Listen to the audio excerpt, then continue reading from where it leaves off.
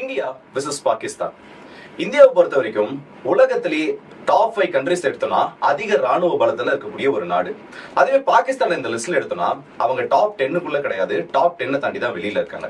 அப்படி இருக்கக்கூடிய இந்தியாவை எங்களால ஈஸியா அடிக்க முடியும், எங்களோட மிசைல்ஸால இந்தியாவோட எந்த ஒரு பகுதியை வேணா தாக்க முடியும்ன்றது பாகிஸ்தானோட ஒரு கிளைமா இருக்கு. இந்தியாவோட ஏவுகணைகள் பவர்ல பாதி கூட இல்லாத ஒரு பாகிஸ்தானே இப்படி ஒரு கிளைம் வைக்கிறாங்கன்னா அவங்கள விட அதிகப்படியான ஏவுகணைகளை, ஏன் சீனாவோட எந்த ஒரு மூலையும் தாக்கக்கூடிய அளவுக்கு ஏவுகணை பலம் கொண்ட இந்தியா இதுக்கு என்ன விதத்துல ரெஸ்பாண்ட் பண்ணும்? சோ இந்த வீடியோல நம்ம என்ன பார்க்க போறோம்னா இந்தியாவோட டாப் மிசைல்ஸ். இந்த டாப் மிசைல்ஸை வச்சு பாகிஸ்தானை நம்ம எந்த அளவுக்கு அடிக்க முடியும், எவ்வளவு சீக்கிரத்துல பாகிஸ்தானை இந்த ஏவுகணைகளால நான் நியூக்ளியர் ஸ்ட்ரைக்ஸ் மூலமா பணிய வைக்க முடியும்ன்றதை தான் பார்க்க போறோம். சோ வாங்க வீடியோக்குள்ள போயிடலாம். நான் உங்களுக்கு தம்புக்ஷன் டிபி ட்ரெண்டிங்ஸ்.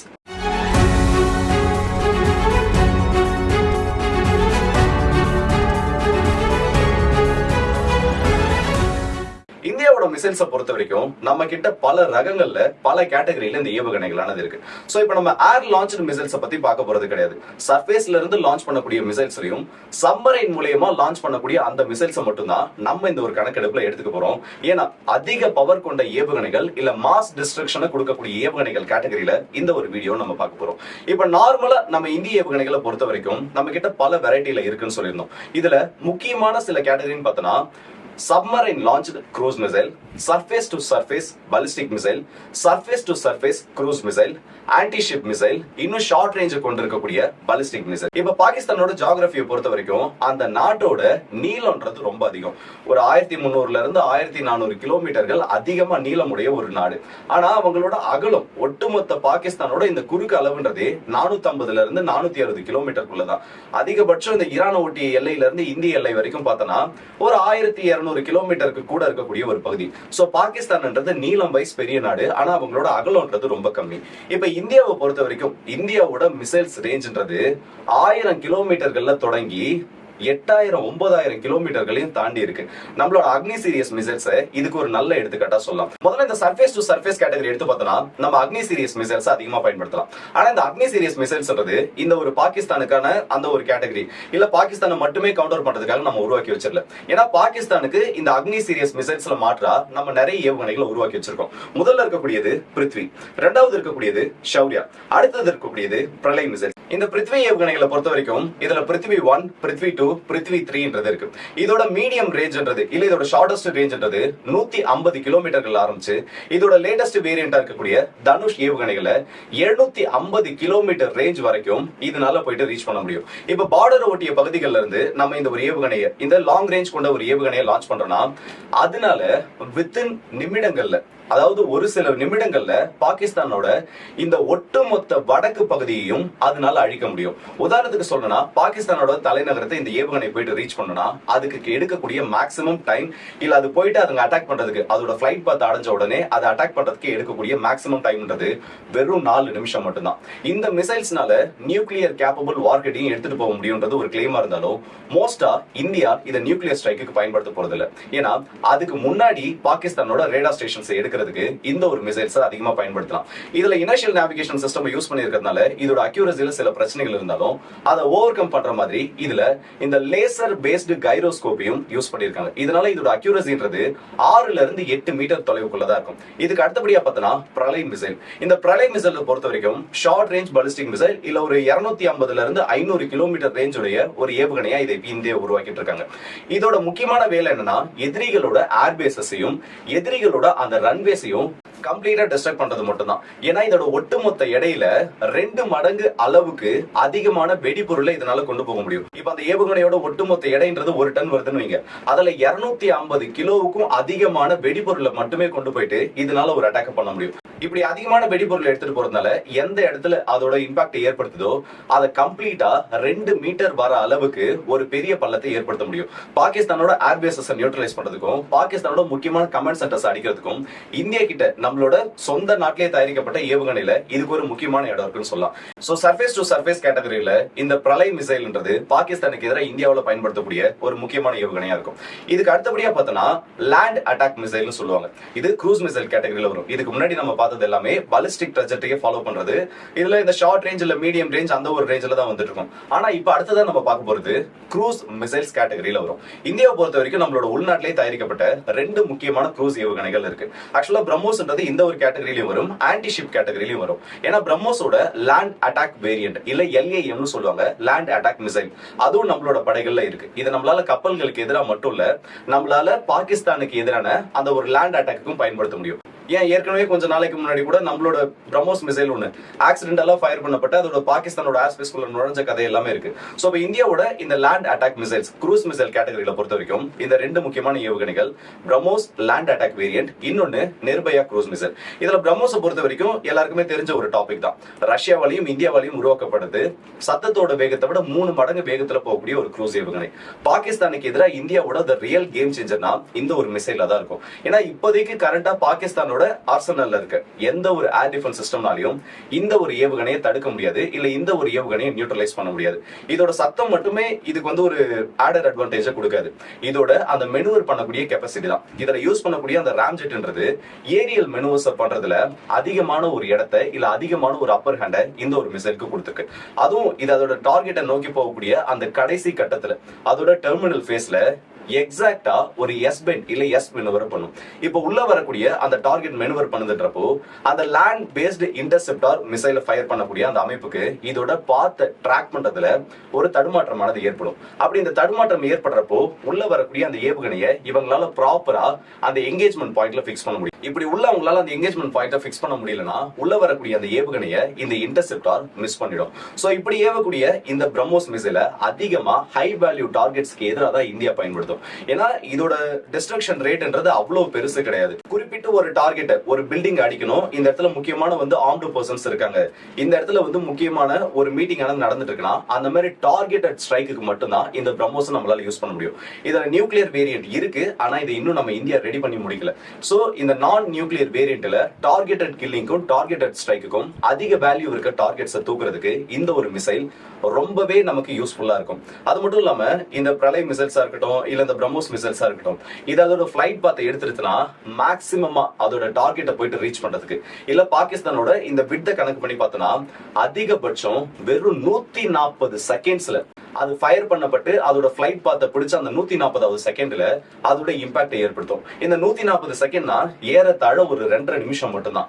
இந்த 2.5 நிமிஷத்துல பாகிஸ்தானோட ஏர் டிஃபென்ஸ் சிஸ்டம் எவ்வளவு வேகமா ரியாக்ட் பண்ணாலும் சரி, இல்ல எவ்வளவு வேகமா அவங்க கிட்ட இருக்கக்கூடிய அந்த இன்டர்செப்டார் மிசைல்ஸை ஃபயர் பண்ணாலும் சரி, இது டெர்மினல் ஃபேஸ்ல அதோட டெர்மினல் ஃபேஸ்ல அது பாதையை மாத்தி வரதுனால அவங்களால இன்டர்செப்டே பண்ண முடியாது. அதுலயும் பிரம்மோஸ் மிசைலுக்குன்னு ஒரு கணக்கு இருக்கு. ஒரு கப்பலை நோக்கியோ இல்ல ஒரு டார்கெட்டை நோக்கியோ நீங்க 3க்கும் அதிகமான பிரம்மோஸ் மிசைல்ஸ் ஃபயர் பண்ணிட்டீங்கன்னு வைங்க, அதுல அதோட ஹிட்டிங் ரேஷியோன்றது 100%க்கும் அதிகம். சோ 3 மிசைல்ஸ் நீங்க ஒரு டார்கெட்டுக்கு எதிராக ஃபயர் பண்ணிட்டீங்கன்னா அந்த இடத்துல அதோட இம்பாக்ட் அது ஏற்படுத்தியே தீரும். இந்த மிசைல் இப்போ இது சத்தத்தோட வேகத்தை விட அதிகமா போகுது, இது வேகத்தை பயன்படுத்தி அதோட பவரை காமிக்குதுன்னா நம்ம கிட்ட இருக்கக்கூடிய நிர்பயா க்ரூஸ் மிசைல்ன்றது சத்தமே இல்லாம சம்பவத்தை பண்ண முடியுது. இதோட மேக்ஸிமம் ரேஞ்ச்ன்றது 1500 கிலோமீட்டருக்கு அதிகம். ஆனா அது இப்பதான் உருவாக்கப்பட்டு இருக்கு. இதோட ஒரு முக்கியமான பிளஸ் என்னன்னா இதோட வேகம் தான். சத்தத்தோட வேகத்தை விட அதிகமா போறது ஒரு வகையில அட்வான்டேஜ் முடியும்னா சத்தத்தோட வேகத்தை விட கம்மியா போறது இந்த மிசைலுக்கான ஒரு அட்வான்டேஜ். இதோட காஸ்ட்ன்றது ரொம்ப ரொம்ப கம்மி. ஒரு பிரம்மோஸ் மிசைல் ரெடி பண்ணக்கூடிய அந்த காஸ்ட்ல 5 நிர்பயா க்ரூஸ் மிசைல்ஸ் நம்மளால ரெடி பண்ண முடியும். முதல் விஷயத்திலேயே பிரம்மோஸ் மிசைலோட காஸ்ட் இது கம்மியாயிருச்சா, சோ இந்த இடத்துல நம்மளால குவாலிட்டி ஓவர் குவான்டிட்டின்றத காமிக்க முடியும். சோ அப்படின்னா இந்த மிசைல் குவாலிட்டி கம்மியா இருக்குமா, பிரம்மோஸ் மிசைல் ஏற்படுத்தக்கூடிய அளவுக்கு அதை விட இதனால இம்பாக்ட் ஏற்படுத்த முடியாதுன்னா பிரம்மோஸ் எப்படி டார்கெட்டட் கில்லிங்கும் அந்த பிரெசிஷன் ஒரு முக்கியமான மிசைலா மாறுமோ அதே மாதிரி இந்த நிர்பயா க்ரூஸ் மிசைல்ன்றது ஹெவி டிஸ்ட்ரக்ஷன். இப்போ பிரான்ஸ் மேட் வெப்பன்ஸ் எல்லாம் இருக்குல்ல, ஸ்கால்ப் இருக்கு, இந்த மாதிரி அதெல்லாம் ஏர் லான்ச்டு க்ரூஸ் மிசைல் இருந்தாலும் ஒரு கம்பேரிசனுக்காக சொல்றேன். சோ அந்த மாதிரி இருக்கக்கூடிய கேட்டகரியில பங்கர்ஸ் அடிக்கிறதுக்காகவும் ஃபோர்டிஃபைடு ஸ்ட்ரக்சர்ஸ் ஹெவி கான்கிரீட்டுக்கு நடுவில் இருக்கக்கூடிய ஸ்ட்ரக்சர்ஸ் அடிக்கிறதுக்காகவும் இந்த ஒரு மிசைலை நம்மளால பயன்படுத்த முடியும். ஏன்னா இதோட ஒரு RCSன்றது பிரம்மோஸை விட கம்மி. இது சத்தத்தோட வேகத்தை விட கம்மியா வந்தாலும் உள்ள வரக்கூடிய அந்த மிசைல் டிஃபென்ஸ் சிஸ்டம்னால இல்ல உள்ள வரக்கூடிய அந்த ரேடார் நெட்வொர்க்ஸால இது ரொம்ப லோ ஆல்டிடியூட்ல பறக்கிறதுனால இதனால அந்த ப்ரொஜெக்டை ட்ராக் பண்றது கஷ்டமாகும். இதை இன்டர்செப்ட் பண்றதுக்கு இருக்கக்கூடிய ஒரே ஒரு பாசிபிள் சினாரியோ என்னன்னா இது அதோட ஃபிளைட் பாத்துல இருக்கப்போ ஒன்னு ஃபைட்டர் ஜெட்ஸை யூஸ் பண்ணி இதை இன்டர்செப்ட் பண்ணணும். அப்படி இல்லையா இப்போ உக்ரைன் இந்த ரஷ்யா போர்ல பண்றாங்கல்ல, man portable air defence systems பயன்படுத்தி அதை மட்டும் தான் பயன்படுத்தி இதை நியூட்ரலைஸ் பண்ண முடியும். சோ ரஷ்யா உக்ரைன் போர்ல எப்படி இந்த KH சீரிஸ்ல இருக்கக்கூடிய மிசைல்ஸ் உக்ரைனுக்கு எதிராக பிரஷன் ஸ்ட்ரைக்கு ரஷ்யா பயன்படுத்திருக்காங்களோ, அதே மாதிரி பாகிஸ்தானோட ரேடார் ஸ்டேஷன்ஸ்க்கு எதிராக நம்மளால இந்த ஒரு மிசைலை பயன்படுத்த முடியும். இதுக்கு அடுத்தபடியா நம்ம பார்க்க போறது சப்மரைன் லான்ச்டு பாலிஸ்டிக் மிசைல் இல்ல சப்மரைன் லான்ச்டு க்ரூஸ் மிசைல்ஸ். இந்த சப்மரைன் லான்ச்டு க்ரூஸ் மிசைல்ஸை பொறுத்த வரைக்கும் நம்ம கிட்ட 4 ஃபேமிலிஸ் இருக்கு. ஒன்னு K-15, இதுக்கு அடுத்தபடியா K-4, K-5, K-6. இதுல இந்த K-15 தான் மோஸ்டா நம்ம பாகிஸ்தானுக்கு எதிரான ஸ்ட்ரைக்ஸ்ல யூஸ் பண்ணுவோம். ஏன்னா இதோட ரேஞ்ச்ன்றது 750 கிலோமீட்டருக்கும் கொஞ்சம் கூட. இதுக்கு அடுத்தபடியா பார்த்தனா இந்த K-4 மிசைல்ஸ் இது எல்லாமே வந்து சப்மரைன் லான்ச்டு பாலிஸ்டிக் மிசைல் தான். இதோட ரேஞ்ச்ன்றது 3500 கிலோமீட்டருக்கு அதிகம். K-5 ஓட ரேஞ்ச்ன்றது 5000 கிலோமீட்டருக்கு அதிகம். K-6 ஓட ரேஞ்ச்ன்றது 8000 கிலோமீட்டருக்கு அதிகம். இந்த K-5யும் K-6ம் இப்பதான் டெவலப்மெண்டல் ட்ரையல்ஸ்ல இருக்கு. இதுக்கான அந்த மாடலை உருவாக்கி நம்ம இப்பதான் டெஸ்டிங் ஃபேஸ்ல வச்சிருக்கோம். அது இன்னும் சர்வீஸ்க்கு வரல. இது என்ன ஃபேஸ்ல இருக்குன்றது இப்ப கன்ஃபார்மா தெரியல. ஆனா இதோட டெஸ்டிங் ஃபேஸஸ் ஆரம்பிச்சதுனால இத ஜஸ்ட் இந்த இடத்துல ஒரு கம்பேரிசனுக்காக மட்டும் எடுத்துக்கிறேன். சோ இதுக்கு முன்னாடி இருக்கக்கூடிய அந்த K-15ம் K-4மே பாகிஸ்தானை பொறுத்த வரைக்கும் போதுமானது. இதோட ஆக்சுவல் ரேஞ்ச்ன்றது என்டையர் பாகிஸ்தானையும் அதோட டார்கெட் ரேஞ்ச்குள்ள கொண்டு வரும். இப்ப நாளைக்கு வந்து இந்தியாவோட ஏர்கிராஃப்ட் கேரியரை இவங்க அடிக்கணும்னு ஏதாச்சும் ஒரு முயற்சி பண்றாங்க, இல்ல இந்தியாவோட அந்த நேவல் ஷிப்ஸ்க்கு எதிராக ஏதாச்சும் ஒரு வேலைகள்ல இவங்க ஈடுபடணும்னு நினைக்கிறாங்கன்னா பாகிஸ்தானோட வாட்டர்ஸ்ல அது எந்த இடத்துல வேணா இருக்கும். பாகிஸ்தானோட கோஸ்ட்ல இருந்து ரொம்ப பக்கத்துலயும் சரி, இல்ல பாகிஸ்தானோட கடற்கரையில இருந்து பல நூறு கிலோமீட்டர்கள் தள்ளி இருக்கக்கூடிய ஒரு டிஸ்டன்ஸ்லயும் சரி, சேஃபஸ்ட் டிஸ்டன்ஸ்ல இருந்தே இந்த சப்மரைன் லான்ச்டு பாலிஸ்டிக் மிசைல் மூலமா நம்மளால இந்த பாகிஸ்தானோட எல்லா த்ரெட்ஸையும் நியூட்ரலைஸ் பண்ண முடியும். நார்மலா வரக்கூடிய பாலிஸ்டிக் மிசைலை ஈஸியா ட்ராக் பண்ணி அதை டார்கெட் பண்ணி எங்கேஜ் பண்றதுக்கான எல்லா ப்ரொஃபைல்ஸ் இல்ல அதுக்கு தேவையான எல்லா எக்யூப்மெண்ட்ஸுமே மோஸ்ட் ஆஃப் த நாடுகள் கிட்ட இருக்கு. ஆனா இந்த சப்மரைன் லான்ச்டு பாலிஸ்டிக் மிசைல்ன்றது நார்மல் பாலிஸ்டிக் மிசைல் மாதிரி கிடையாது. இதோட மூவ்மெண்ட்ன்றது இதுக்கு ஒரு பெரிய அப்பர் ஹேண்டை கொடுக்கும். இதோட மூவ்மெண்ட்டை பொறுத்த வரைக்கும் இப்ப நார்மலா வந்து அக்னி மிசைல்ஸ் நம்ம லான்ச் பண்ணணும் வைங்க, ஒன்னு இந்த TL சொல்லக்கூடிய அந்த டிரான்ஸ்போர்ட் ஏர்கிராஃப்ட் லான்ச்சர்ல இருந்து லான்ச் பண்ண முடியும். அப்படி இல்லையா ரயில்வே டிராக்ஸ்ல இருந்து அந்த ஒரு ட்ராக் லான்ச்சர் மூலமா நம்மளால லான்ச் பண்ண முடியும். சோ இது எல்லாமே ஆல்ரெடி வந்து அப்சர்வேஷன்ல தான் இருக்கும். அதோட ஹீட் சிக்னேச்சர் வச்சு அதோட ஹீட் ப்ரொஃபைல் வச்சு எனிமியோட ரேடார்ஸ்னாலையும் எனிமியோட இந்த மிசைல் டிராக்கிங் சேட்டலைட் நெட்வொர்க் மூலமாகவும் அவங்களால ஈஸியா அதோட டேட்டாஸை எடுக்க முடியும். ஆனா அந்த மாதிரி சப்மரைன்ல இருந்து ஒரு மிசைலை நம்ம லான்ச் பண்றோம், சப்மரைன்ல இருந்து ஒரு ஏவுகணை இந்த இடத்துல நம்ம லான்ச் பண்றோம்னா அது அவ்வளவு சீக்கிரத்துல யாரும் கண்டுபிடிக்க முடியாது. அது அதோட அப்பர் ஆல்டிடியூட்ல அடையிற வரைக்கும் அதோட ஹீட் ப்ரொஃபைல்ன்றது அவ்வளவு சீக்கிரத்துல வெளியே தெரியாது. இதை ட்ராக் பண்ணக்கூடிய தொழில்நுட்பம்ன்றது வெஸ்டர்ன் கண்ட்ரிஸ் கிட்ட இருக்கு. ஆனா பாகிஸ்தான் கிட்ட அதுக்கு தேவையான ரேடார் நெட்வொர்க்ஸ்ன்றது சுத்தமா கிடையாது. இந்த அளவுக்கு சப்மரைன்ல இருந்து வரக்கூடிய பாலிஸ்டிக் மிசைலை அக்யூரேட்டா கண்டுபிடிக்கக்கூடிய அந்த ரேடார் தொழில்நுட்பம்ன்றது பாகிஸ்தான் கிட்ட கிடையாது. அதே மாதிரி அதுக்கு தேவையான சேட்டலைட் நெட்வொர்க்ன்றதும் பாகிஸ்தான் கிட்ட கிடையாது.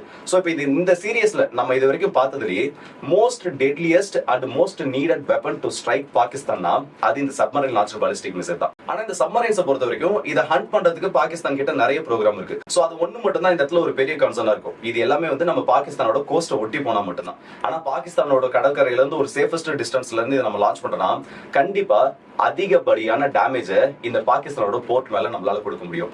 கராச்சி போர்ட் அடிச்சிட்டோம்னு வைங்க, ஒட்டுமொத்த பாகிஸ்தான் எக்கானமியே கிரிபிள் பண்ணிட முடியும். 60% அதிகமான லாஜிஸ்டிக் லைன்ஸ்ன்றது இந்த கராச்சி போர்ட் வழியா தான் நடந்துட்டு இருக்கு. சோ பாகிஸ்தானோட ஒரு முக்கியமான லைஃப் லைன்ன்றது இந்த இடத்துல இந்தியாவோட ரேடார்ஸ்க்கு கீழே இருக்கு. ஏதாச்சும் ஒரு சின்ன அடியை தப்பா எடுத்து வச்சிட்டாங்க, இல்ல ஏதாச்சும் இதுக்கு முன்னாடி வந்து நடந்திருக்கக்கூடிய அத்தனை போர்களை எடுத்து பார்த்தோம்னாலும் முதல்ல பாகிஸ்தான் தான் அந்த ஒரு பெரிய தப்பான முடிவை எடுத்திருப்பாங்க. இதே மாதிரி இப்ப ஏதாச்சும் ஒரு விஷயத்த பண்ணிட்டாங்க, அதை அவங்க பண்ண மாட்டாங்க, நம்மள பண்ற மாதிரி தான் அவங்க ப்ரோவோக் பண்ணிட்டு இருப்பாங்க. இன்கேஸ் ஏதாச்சும் பட்டாங்கன்னா இப்ப நான் சொன்ன அத்தனை மிசைல்ஸ்ல ஏதாச்சும் ஒரு மிசைலை நம்ம பயன்படுத்தினாலே போதும், பாகிஸ்தான் நம்மளால ஈஸியா நம்மளோட வழி கொண்டு வர முடியும். ஆனா இதுல இருக்கக்கூடிய ஒரு பெரிய கன்சர்ன் என்ன தெரியுமா, இது எல்லாமே வந்து நான் நியூக்ளியர் சினாரியோட தான் நடக்கும். இந்த அணு ஆயுதங்கள்ல ஒரு கேட்டகரி வந்துட்டாலே நம்ம இது எதை எடுத்தாலும், ஏன்னா இது எல்லாத்தையும் ஒரு சைடு எடுத்து வச்சுட்டு நியூக்ளியர் மிசைல்ன்ற அந்த ஒரு கேட்டகரிக்கு நம்ம போனோம்னாலே அந்த இடத்துல இது எல்லாம் யூஸ்லெஸ்ஸா மாறிடும். சோ அணு ஆயுதங்கள் இருக்க வரைக்கும் எந்த ஒரு நாட்டுக்கிட்டையும் அவ்வளவு சீக்கிரத்துல யாரும் ஒரு போருக்கு போக மாட்டாங்க. இப்ப பாகிஸ்தான் கிட்ட மட்டும் நியூக்ளியர் வெப்பன்ஸ் இல்லாம இருந்துன்னு வைங்க, இந்நேரத்துக்கு பாகிஸ்தான் அவங்க பண்ணிட்டு இருக்க வேலைக்கெல்லாம் ஹெவி பிரைஸை கொடுத்திருப்பாங்க. ஆனா மற்ற நாடுகளோட சதியால பாகிஸ்தான் இந்த இடத்துல நியூக்ஸை வாங்கிட்டு இந்தியாவுக்கு எதிராக போடாத ஆட்டம் போட்டுட்டு இருக்காங்க. ஆனா எல்லா நாளுமே எல்லா மாதிரியும் ஒரே மாதிரி இருந்துராது.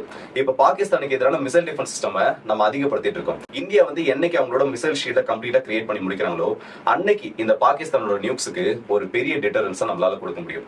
பாகிஸ்தானோட மிசைல் பவர் மட்டும் சும்மா கிடையாது. இப்ப நான் வந்து நம்மளோட சைட்ல இருக்கிறத மட்டும் தான் சொல்லியிருக்கேன். நம்மளோட தமிழ்நாட்டை அட்டாக் பண்ணக்கூடிய மிசைல்ஸ்ன்றது பாகிஸ்தானோட ஆர்சனல்ல இருக்கு. சோ அதை பத்தி தனியா வீடியோ வேணும். பாகிஸ்தான் இந்தியாவுக்கு எதிராக அவங்களோட மிசைல்ஸ் எப்படி யூஸ் பண்ணுவாங்க, அவங்களோட சப்மரைன் பவர்ஸ் எல்லாம் என்ன, இதை பத்தி தனியா ஒரு வீடியோ வேணும்னா ஆல்ரெடி நேவி பத்தி நம்ம ஒரு வீடியோ சொல்லியிருக்கோம். சோ இது ரெண்டும் வேணும்னா தாராளமா கமெண்ட்ஸ்ல சொல்லுங்க. ஸோ முக்கியமான ஒரு விஷயம் என்னன்னா, பாகிஸ்தானுக்கு எதிராக நம்ம ஸ்ட்ரைக் பண்ணணும்னு முடிவு பண்ணிட்டோம், இல்ல பாகிஸ்தானுக்கு எதிராக நம்ம மேஜரான ஒரு அட்டாக் பண்ணணும்னு நினைச்சோம்னா, நம்மளால வித்தின் 2 or 3 மினிட்ஸ், வெறும் ஒரு 3 நிமிஷத்துக்குள்ள அவங்களோட முக்கியமான சைட்ஸை நம்மளால நியூட்ரலைஸ் பண்ண முடியும். அதுக்கான கெப்பாசிட்டி நம்ம கிட்ட இருக்கு. ஸோ இந்த இடத்துல இந்தியா வந்து யாராச்சும் ரொம்ப கம்மியா பேசுறாங்க, பாகிஸ்தான் தான் அப்படி இப்படி பவர்னு சொன்னா, இந்த ஒரு லிஸ்ட்டை நீங்க அவங்க கிட்ட எடுத்து கொடுத்தீங்கனாலே போதும், அவங்களால பதில் எதுவுமே சொல்ல முடியாது. ஸோ இந்த வீடியோ பத்தி உங்களோட கமெண்ட் செக்ஷன் சொல்லுங்க. அடுத்த வீடியோ அது வரைக்கும் இந்த வீடியோ உங்கள் எல்லாருக்கே